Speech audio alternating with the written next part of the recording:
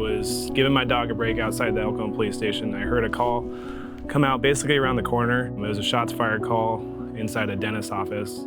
A dire situation was unfolding inside the Smile Plus dental office, where a former patient armed with a gun randomly opened fire on staff members.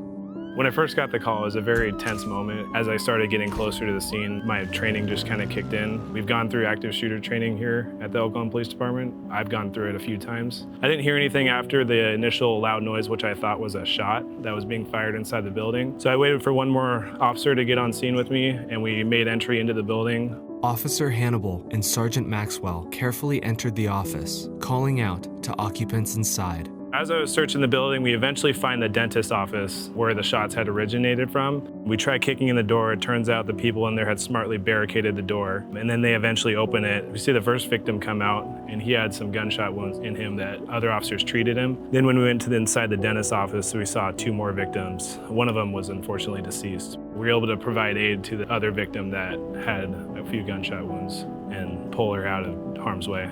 We are trained in basic first aid, so we know enough to be able to patch bullet holes, to be able to put tourniquets on people if they're bleeding out profusely. We searched the rest of the building, confirmed that the shooter was not on scene. The shooter was apprehended later that day down in San Diego. Officer Hannibal's calmness, bravery, and teamwork with his colleagues under extreme circumstances saved lives.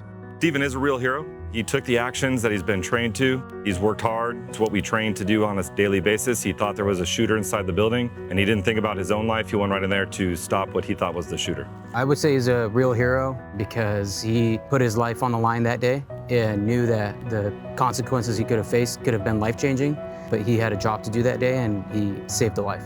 I wouldn't consider myself a real hero. Being able to work with some of the best people here at the Cajon Police Department, I know for a fact that anybody would have done that exact same thing.